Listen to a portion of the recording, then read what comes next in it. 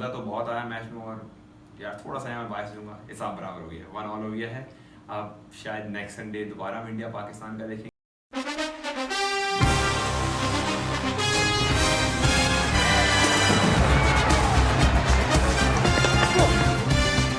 He picks it up in the charge. Pulled off a sensational catch. हाय यार, कैसे हो आप लोग? और अफसो आप सब ठीक होंगे। और यार क्या मैच हुआ है, मतलब काफ़ी टाइम बाद, हार जीत को छोड़ के काफ़ी टाइम बाद इस तरह इंडिया पाकिस्तान के बैक टू बैक दो नेल बैटर्स देखने को मिले। एंड तक नहीं लग रहा था लास्ट ओवर से पहले कि किधर जाएगा मैच, इंडिया की तरफ जाएगा, पाकिस्तान की तरफ जाएगा। और मतलब वाकई जो राइवलरी एक तरह दोबारा से अलाइव हो गई, क्योंकि पिछले, अगर to be very honest, 2014 to 21 अगर देखा जाए तो राइवलरी काफ़ी वन साइडेड होती थी। मोस्टली इंडिया ने डोमिनेट करके जीता। 2-3-4-5 गेम्स को हटा दे तो पाकिस्तान ने जीते, वो भी डोमिनेशन से जीते। बिल्कुल इंडिया मतलब उसमें भी कोई फाइट नहीं दे पाया। तो पिछले 6-7 साल से बिल्कुल भी कोई फाइट नहीं आई थी। लेकिन आफ्टर ऑल काफ़ी टाइम बाद हमें बैक टू बैक दो नेल बैटर्स देखने को मिले। मैच पे अगर आ जाए वापसी, तो सबसे पहले तो सबसे बड़ी चीज़ पाकिस्तान ने जीती, टॉस जीता पाकिस्तान ने। बाबर आजम ने बिल्कुल ठीक फैसला किया, पहले बॉलिंग करवाई। और जस्ट बस वो चीज़ उस तरह एग्जीक्यूट नहीं हो पाई जिस मकसद के लिए उन्होंने बॉलिंग की थी, क्योंकि यही था कि पहले विकेट्स लेनी है। लेकिन इंडिया ने फेयरलेस स्टार्ट किया। रोहित शर्मा ने आते साथ ही नसीम शाह को अटैक किया। और नॉट ओनली नसीम शाह, चाहे वो हसनैन, हारिस रऊफ, इवन शादाब, नवाज पे भी इंडियन बॉलर्स ने, जो भी पहले बॉलर्स थे, उन्होंने सबसे पहले अटैक किया। सारे बॉलर्स को उन्होंने सबसे पहले अटैक किया, किसी बॉलर को भी सेट नहीं होने दे रहे थे वो लोग। और उसका उन्होंने काफ़ी पे ऑफ मिला। उन्होंने 3 ओवर में इंडिया ने आगे 36 या 35 रन कर लिए थे। 13 का रिकॉर्ड रन रेट पहुंच चुका था इंडिया का। तो इंडिया का स्टार्ट तो बहुत ब्लोइंग था। 10 ओवर में 62 कर लिए। लेकिन रोहित शर्मा आउट हुए, फिर के राहुल ठीक पावर प्ले के बाद आउट हुए। और मेनली पाकिस्तान को जो वापसी लाया दोबारा मैच के अंदर, वो पाकिस्तान के स्पिनर्स थे। शादाब खान, मोहम्मद नवाज बहुत अच्छा बॉल डाला। और स्पेशली जो मुझे नवाज की लेंथ थी बहुत पसंद आई, क्योंकि वो रूम नहीं दे रहे थे बैट्समैन को बिल्कुल भी। शादाब पे फिर भी बैट्समैन ने चांस लिया। और फॉर्चुनेटली वो विकेट थी, पाकिस्तान के हाथ में विकेट आई और फ़ायदा हुआ। रन्स पे एक तरीके से ब्रेक लगे। 10 ओवर में इंडिया की 93 थी। उस वक्त तक लग रहा था कि इंडिया काफ़ी कंट्रोल में चल रहा है। लेकिन फिर उसके बाद इंडिया ने उस लिहाज से एक्सेलरेट नहीं किया जिस हिसाब से करना चाहिए था। अराउंड 20 रन मुझे लगता है पाकिस्तान ने सिर्फ चौकों के दिए, एक्स्ट्राज में वाइड नहीं गिन रहा हूँ, क्योंकि 5 रन वाइड के दिए हारिस रऊफ ने जब विराट कोहली आए थे। देन उसके बाद मोहम्मद हसनैन ने वाइड के बाई के 5 रन दिए, 10 रन ये। फिर उसके बाद फ़खर जमान ने 2 चौके छोड़े, करीब करीब 18 रन वो। उसके बाद एक ओवरथ्रो पाकिस्तान ने करी, 19 रन वो। तो ये एटलीस्ट 19 रन मैंने ये बताया जिसमें एक्स्ट्राज, लेग बाय और वाइड शामिल नहीं है। तो काफ़ी ज़्यादा पाकिस्तान ने रन दी। ये 181 या 182 जो थे, ये 162 165 तक आ सकते थे। फिर काफ़ी ज़्यादा स्कोर में फ़र्क पड़ जाता। और फ़खर जमान के लिए तो अब क्या कह सकते हैं कि मतलब पूरी कोशिश की थी उन्होंने पाकिस्तान को हराने, पूरी कोशिश थी उनकी पाकिस्तान हार जाए। फॉर्चुनेटली पाकिस्तान जीता। और ग्रेट जाना चाहिए पाकिस्तान के बॉलर को, स्पेशली मोहम्मद नवाज, शादाब खान ने बहुत अच्छा बॉल डाला, ताकि इंडिया इससे स्कोर नहीं कर पाया कम्प्लीटली। मतलब रेगुलर इंटरवल से पाकिस्तान को विकेटें मिलती थी। स्पेशली मैं हार्दिक पांड्या के आउट की बात करना चाहूँगा। बहुत ही वेल प्लान तरीके से पाकिस्तान ने आउट किया उनको। कि अगर आप लोगों को याद हो मैच, अगर हमने देखा हो सही से, तो एक बॉल पहले ठीक मोहम्मद हसनैन के ओवर में विराट कोहली ने सिंगल लिया था, जिस वक्त उस वक्त मिड विकेट जो था पीछे था, बाउंड्री पे था। लेकिन जैसे हार्दिक पांड्या स्ट्राइक पर आए हैं, फौरन मिड विकेट बाबर ने आगे बुलाया और हसनैन ने लेंथ बॉल किया विद पेस। तो और वो काफ़ी वेल टाइम हुआ और बिल्कुल सीधे शॉर्ट मिड विकेट पे मोहम्मद नवाज खड़े हुए थे और सीधा उनके हाथ में। तो काफ़ी अच्छे तरह के पाकिस्तान ने आउट किया उनको प्लान करके। अगर दूसरी इनिंग की बात करें, बहुत ज़्यादा होप थी बाबर आजम से कि आप जानते हैं तबीयत इतनी ख़राब है, इसी वजह से कल भी मेरी वीडियो नहीं आई थी यार। तबीयत बहुत ज़्यादा डाउन चल रही है आजकल, सॉरी।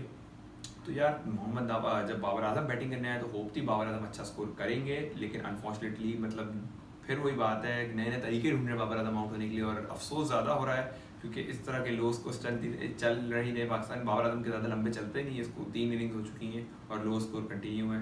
कुछ लोग इसको मजाक में भी ले रहे हैं कि विराट कोहली से हाथ क्यों मिलाया, और ये तो सब सुपरस्टिशन है जो फजूल होती है मेरे हिसाब से, इन पे कोई मायने नहीं है। तो पाकिस्तान को जल्दी ब्लो हुआ एक, इंडिया ने जल्दी अर्ली विकेट ली बाबर आजम की। हालांकि 2 चौके बहुत अच्छे मारते बाबर आजम के, लग रहा था फ्लो में है आज, लेकिन फिर वही विकेट गई। फिर उसके बाद पाकिस्तान का रन रेट बढ़ता ही रहा, 9, 8.5, 9, 9.5, 10 पे ही रहा। और फ़खर जमान भी कुछ नहीं कर सके ख़ास, वो लगता था फील्डिंग का असर है उनका, जो फील्डिंग में इन्होंने बुरी खेली उसका असर आ रहा था बैटिंग में भी, तो फील्डिंग में भी कुछ, बैटिंग में भी कुछ खास नहीं कर पाए। 10 ओवर में 76 थे, उस टाइम पे लग रहा था पाकिस्तान के हाथ से गेम स्लिप हो रहा है। और फिर पाकिस्तान ने ट्रिक करी, और ये थी ट्रिक वो कि वही चीज़ अपनाई जो इंडिया ने पाकिस्तान के साथ की थी। मोहम्मद नवाज को ऊपर प्रमोट किया गया, और उसका जो रीज़न बताया गया है हमें, जो कि काफ़ी हद तक लॉजिकल रीज़न है, कि ये सिर्फ नॉट ओनली मोहम्मद नवाज को पैडअप नहीं कराया गया था, आई गेस आसिफ अली भी पैडअप हुए थे, क्योंकि left hand right hand combination continue रखना था।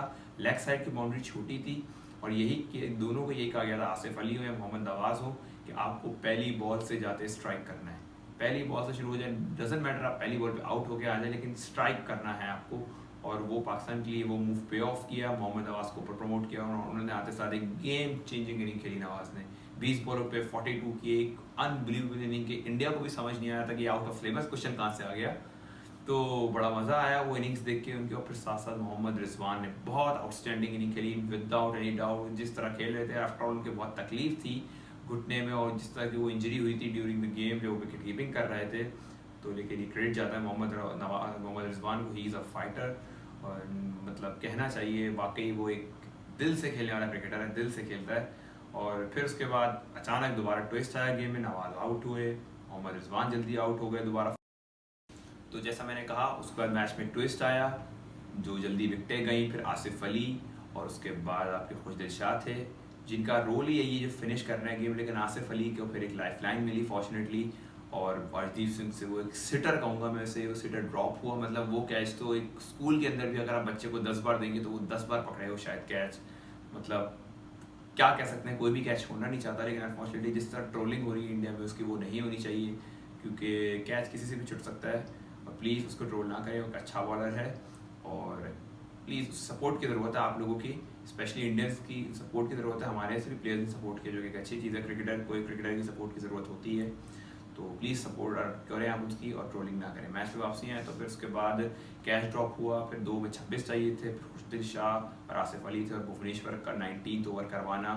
मैं कहता हूँ भुवनेश्वर कुमार को ज़्यादा ब्लेम हो सकता है, बच्चा है, कैच छूट गया तो छूट गया, आपका काम था, आप उसमें अच्छी बॉलिंग करते, 15 to 16 एटलीस्ट 14 रन देते उनको ओवर्स के अंदर, ताकि वो डिफेंड करते। लेकिन आसिफ अली ने पहली बॉल पे ही छक्का मार दिया, फिर दैन खुशदिल ने चौका मार दिया, फिर आसिफ अली ने चौका मार दिया। लास्ट चौका था वो काफ़ी हद तक मिसकम्युनिकेशन की वजह से हुआ था इंडियन फील्डर्स की। पता चल रहा था कि इंडिया घबरा गया है फील्ड के ऊपर, और नहीं समझ में आ रहा कि मैच को किस तरह अपनी तरफ लेकर आएँ। लास्ट ओवर में 7 रन चाहिए थे, तो आप एक बॉलर से तो उम्मीद नहीं करें दुबई की विकेटों पर, जब बैट्समैन हिटर खड़े हों दोनों, और उसके बाद बैट्समैन को आना हो, तो अच्छी लंबी बैटिंग बाकी हो कि आप 7 रन डिफेंड करो, कोई ईजी नहीं था। आसिफ अली ने पहली बॉल पे चौका मार दिया, तो फिर तो मैच काफ़ी तक ख़त्म हो गया था। लेकिन फिर भी मैच में दोबारा ट्विस्ट आया, आसिफ अली आउट हुए, इफ्तिखार ने आए चौका फौरन आगे शॉट मारा, और फिर मैच ओवर हो गया, पाकिस्तान जीत गया। तो मज़ा तो बहुत आया मैच में, और यार थोड़ा सा मैं बायस दूंगा, हिसाब बराबर हो गया, 1-1 हो गया है। अब शायद नेक्स्ट संडे दोबारा हम इंडिया पाकिस्तान का देखेंगे, लेकिन एक चीज़ है, राइवलरी दोबारा ऑन हो गई है, और अच्छी चीज़ ये है पाकिस्तान प्रॉपरली मुकाबला करता है, हार नहीं मानते हैं। और अच्छी चीज़ सबसे ज़्यादा जो है, बिना बाबर आजम के पाकिस्तान जीत रहे, जो बाबर आजम को खुद कॉन्फिडेंस बहुत देगी कि बिना बाबर आजम के आप जीत रहे हो। तो आई होप सो आप लोगों को मज़ा आया होगा मैच में, मुझे बहुत मज़ा आया। तबीयत ठीक नहीं थी यार, मैंने कल ही वीडियो आई थी, फिर आप लोगों से एक बार सॉरी करूँगा। और आप लोग भी लाइक शेयर सब्सक्राइब नहीं कर रहे हो यार, वीडियो खोलते हो, देखते हो, शेयर और सब्सक्राइब नहीं करते हो। प्लीज़ सब्सक्राइब करो, अपने दोस्तों के साथ भी शेयर करो यार, आप लोग की सपोर्ट की ज़रूरत है। और कल फिर एक और मैच है सुपर 4 का, जो काफ़ी डू एंड डाई गेम है, स्पेशली इंडिया के लिए, इंडिया और श्रीलंका का मैच जो है, तो मज़ा आएगा देखने में क्या होता है। और फिर वही लाइक शेयर सब्सक्राइब करो। कल आपसे मुलाकात होगी एक और वीडियो के साथ, मेरा आएगा एक ठीक मैच से पहले सुबह एक और करेंगे, इंडिया श्रीलंका के मैच पे बात करेंगे। तब तक के लिए बहुत ख्याल रखिएगा।